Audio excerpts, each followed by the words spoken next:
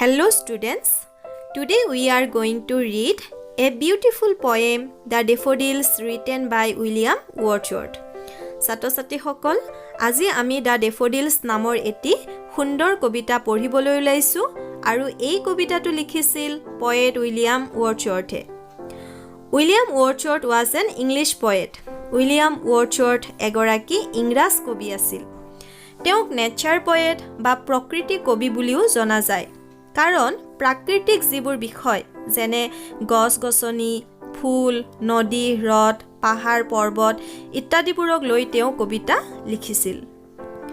He was born on 7th of April 1770 at Cockermouth in UK. United Kingdomৰ Cockermouth নামৰ ঠাইত 1770 চনৰ 7 এপ্ৰিলত তেখেতৰ জন্ম হৈছিল। He died on 23rd of April 1850 at Rydal in UK. 1850 চনৰ 23 এপ্ৰিলৰ দিনাখন ইউনাইটেড কিংডমৰ ৰাইডেল নামৰ ঠাইত তেখেতৰ মৃত্যু ঘটিছিল। উইলিয়াম ৱৰ্ডছৱৰ্থৰ ডৰথি নামৰ এগৰাকী ভনীয়েকো আছিল। এবাৰ ডৰথিৰ সৈতে ফুৰিবলৈ যাওঁতে এটি হ্ৰদৰ পাৰত তেওঁ অসংখ্য ডেফোডিলছ দেখিছিল। Do you know what are daffodils? Daffodils কি হয় তোমালোকে জানানে? ডেফোডিল হ'ল এপাহ ফুলৰ নাম। তোমালোকে যে ছবিত দেখি আছা হালধীয়া ৰঙৰ সুন্দৰ সুন্দৰ ফুলবোৰ, এই ফুলবিলাকৰ নামেই হ'ল ডেফোডিল। আৰু এনে অসংখ্য ডেফোডিলছ দেখাৰ পিছত কবিৰ মনটো আনন্দৰে ভৰি পৰিল আৰু পিছলৈ তেওঁ ডেফোডিলৰ ওপৰত এটি সুন্দৰ কবিতা লিখিছিল। আৰু আজি আমি সেই সুন্দৰ কবিতাটোকে পঢ়িম। পয়েমটোত টোটেল 4টা ষ্টেঞ্জা আছে। ফাৰ্ষ্ট ষ্টেঞ্জাটোলৈ আগবাঢ়িছো। I wandered lonely as a cloud that floats on high over vales and hills, when all at once I saw a crowd, a host of golden daffodils, beside the lake, beneath the trees, fluttering and dancing in the breeze. I wandered lonely as a cloud that floats on high over vales and hills.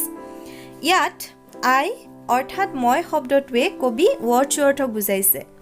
পয়েমটোৰ আৰম্ভণিতে তেওঁ নিজকে cloud মানে মেঘৰ লগত তুলনা কৰি কৈছে যে মই কোনো উদ্দেশ্য নোহোৱাকৈ অকলশৰে ঘূৰি ফুৰিছিলোঁ। যিদৰে মেঘে উপত্যকা আৰু পাহাৰৰ ওপৰেদি উপঙি ফুৰে। ৱাণ্ডাৰ্ডৰ অৰ্থ কোনো উদ্দেশ্য নোহোৱাকৈ ঘূৰি ফুৰিছিল। ফ্লোটছ উপঙি ফুৰা, ভেলছ উপত্যকা, হিলছ পাহাৰ। When all at once I saw a crowd, a host of golden daffodils. তেতিয়া হঠাৎ মই এক বৃহৎ সংখ্যক সোণালী ডেফোডিলছৰ ভিৰ দেখিছিলোঁ। ক্ৰাউড শব্দটোৰ অৰ্থ হ'ল ভিৰ বা জুম। যেতিয়া বহু লোক একেলগে ঠাঁ খাই থাকে তাক ইংৰাজীত কোৱা হয় ক্ৰাউড। কবি তেওঁ দেখা ডেফোডিলছখিনিক মানুহৰ ভিৰ বা জুমৰ লগত ইয়াত ৰিজাইছে। আকৌ তেওঁ ডেফোডিলছখিনিক গল্ডেন অৰ্থাৎ সোণালী ৰঙৰ বুলিও কৈছে। প্ৰকৃততে ডেফোডিলছৰ ৰং হালধীয়া হয়, তোমালোকে স্ক্ৰীনত দেখিছাই। কিন্তু তেওঁ যিখিনি ডেফোডিলছ দেখিছিল সেইখিনি যে অতি উজ্জ্বল আছিল, সোণৰ দৰে উজ্জ্বল আছিল, তাক বুজোৱাৰ বাবে ইয়াত গল্ডেন ৱৰ্ডটোৰ প্ৰয়োগ কৰিছে।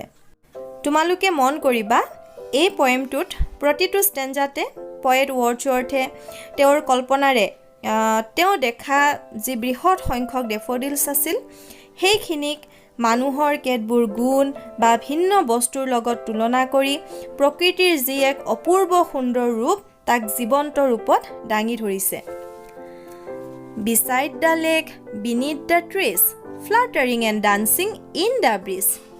ডেফোডিলছবোৰে হ্ৰদৰ কাষত, গছৰ তলত, মৃদু মৃদু শীতল বতাহত হালি জালি নাচি আছিল। ফ্লাটাৰিঙৰ অৰ্থ হ'ল চৰাই যে ডেউকা কোবাই, তাক ইংৰাজীত কোৱা হয় ফ্লাটাৰিং। ইয়াত লৰচৰ বা হালি জালি থকা অৰ্থত ব্যৱহৃত হৈছে। বিচাইড কাষত, লেক হ্ৰদ আৰু বিনিথ মানে হ'ল তলত। এই ষ্টেঞ্জাটোত কবিয়ে নিজকে মেঘৰ লগত তুলনা কৰি কৈছে যে তেওঁ যেতিয়া উদ্দেশ্য নোহোৱাকৈ ঘূৰি ফুৰিছিল, যিদৰে মেঘে উপত্যকা আৰু পাহাৰৰ ওপৰেদি উপঙি ফুৰে, তেতিয়া হঠাৎ হ্ৰদৰ কাষত গছৰ তলত এক বৃহৎ সংখ্যক ঠাহ খাই থকা আৰু মৃদু শীতল বতাহত হালি জালি নাচি থকা সোণালী ডেফোডিলছ দেখিছিল। Continuous as the stars that shine and twinkle on the Milky Way, they stretched in never-ending line along the margin of a bay. 10,000 saw I at a glance, tossing their heads in sprightly dance.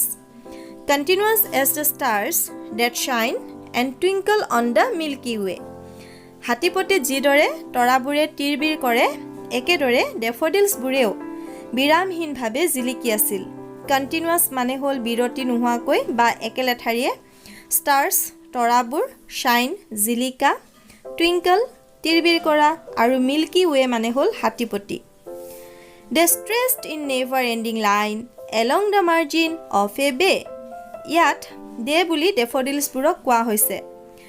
সিহঁত শেষ নোহোৱা শাৰীত উপসাগৰৰ কাষত বিস্তৃত হৈ আছিল, অৰ্থাৎ যিমান দূৰলৈকে দেখা গৈছিল সিমান দূৰলৈকে কেৱল ডেফোডিলছেই আছিল।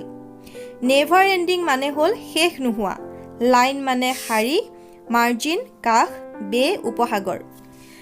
10,000 saw I at a glance, tossing their heads in sprightly dance. এক ভুমুকিত বা এক নজৰত মই 10,000 দেখিছিলোঁ আৰু সিহঁতে মূৰবোৰ ইফাল সিফাল কৰি আনন্দৰে আপোন পাহৰা হৈ কি কৰিছিল, নাচি আছিল।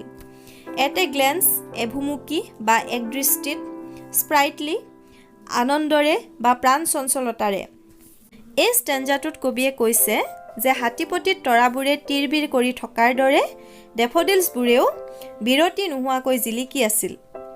ডেফোডিলছবোৰ শেষ নোহোৱা শাৰীত যিমান দূৰলৈকে দৃষ্টি গৈছিল সিমান দূৰলৈকে উপসাগৰৰ কাষত বিস্তৃত হৈ আছিল। তেওঁ এবাৰ চাওঁতে প্ৰায় 10,000 ডেফোডিলছ দেখিছিল, যিবোৰে অতি আনন্দত আপোন পাহৰা হৈ কি কৰি আছিল, নাচি আছিল।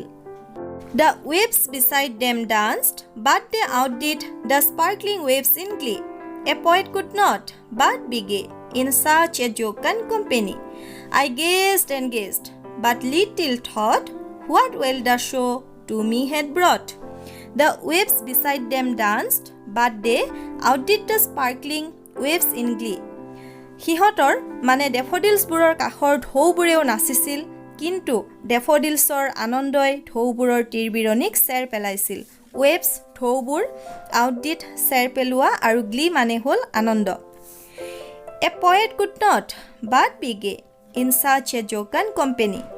কবি এজনে এনে এটি আনন্দমুখৰ সংগী পাই সুখী নোহোৱাকৈ থাকিব নোৱাৰে।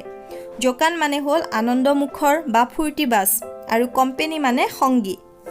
I gazed and gazed, but little thought what will the show to me had brought. মই লাগি চায়ে থাকিলোঁ আৰু চায়ে থাকিলোঁ, কিন্তু এই দৃশ্যই মোলৈ কি সম্পদ কঢ়িয়াই আনিছে বুলি এটি ক্ষুদ্ৰ বা এটি নামমাত্ৰ ভাবো মোৰ মনলৈ আহিছিল। এই ষ্টেঞ্জাটোত কবিয়ে কৈছে যে ডেফোডিলছবোৰৰ কাষত থকা ঢৌবোৰেও নাচিছিল, কিন্তু ডেফোডিলছৰ নৃত্যবোৰ ঢৌবোৰৰ নৃত্যৰ তুলনাত অতি আনন্দময় আছিল। এই দৃশ্যটো তেওঁ লাগি চায়ে আছিল আৰু চায়ে আছিল। লগতে এই দৃশ্যনো তেওঁলৈ কি সম্পদ কঢ়িয়াই আনিছে বুলি এটি ক্ষুদ্ৰ ভাৱ তেওঁৰ মনত আহিছিল। For oft when on my couch I lie, in vacant or in pensive mood, they flash upon that inward eye which is the bliss of solitude. And then my heart with pleasure feels and dances with the daffodils. For oft when on my couch I lie, in vacant or in pensive mood, প্ৰায়ে যেতিয়া মই সোফাত উদাস বা খালী বা চিন্তিত ভাৱত বাগৰি ৰওঁ, they flash upon that inward eye which is the bliss of solitude. সিহঁত অৰ্থাৎ ডেফোডিলছবোৰ মোৰ আভ্যন্তৰীণ দৃষ্টিত বা মোৰ মনৰ ভিতৰত জিলিকি উঠে, যিটো মোৰ নীৰৱতাৰ বাবে আশীৰ্বাদ স্বৰূপ। ব্লিছ মানে হ'ল আশীৰ্বাদ আৰু সলিটিউড মানে হ'ল নীৰৱতা। And then my heart with pleasure feels and dances with the daffodils. আৰু তেতিয়া মোৰ হৃদয়খন আনন্দৰে ভৰি পৰে আৰু ডেফোডিলছৰ সৈতে নাচি উঠে। এই ষ্টেঞ্জাটোত কবিয়ে কৈছে যে তেওঁ যেতিয়া উদাস বা দুখী হৈ চোফাত বাগৰি ৰয় তেতিয়া ডেফডিলছৰ হালি জালি নাচি থকা সেই সুন্দৰ ছবিখন তেওঁৰ মনলৈ আহে আৰু তেতিয়াই তেওঁৰ অন্তৰত থকা যি দুখ বা বেজাৰ সেয়া আঁতৰি যায় আৰু লগে লগে তেওঁৰ মনটো কি হয় ডেফডিলছৰ যি নাচ আছিল সেই নাচৰ নিচিনাকৈ আনন্দতে নাচি উঠে। ষ্টুডেণ্টছ, আজি আমি এই ভিডিঅ'টোত পয়েমটোৰ প্ৰতিটো শাৰীত কবিয়ে কি বুজাবৰ যত্ন কৰিছে তাক আমি জনাৰ চেষ্টা কৰিলোঁ। আন এটি ভিডিঅ'ত পয়েমটোৰ সামাৰী আৰু লগতে ইয়াত থকা এক্টিভিটিজখিনি মই তোমালোকৰ বাবে লৈ আহিম। আশা কৰোঁ ভিডিঅ'টো চোৱাৰ পিছত তোমালোক আটাইয়ে পয়েমটো নিজে পঢ়িবলৈ চেষ্টা কৰিবা। Thank U.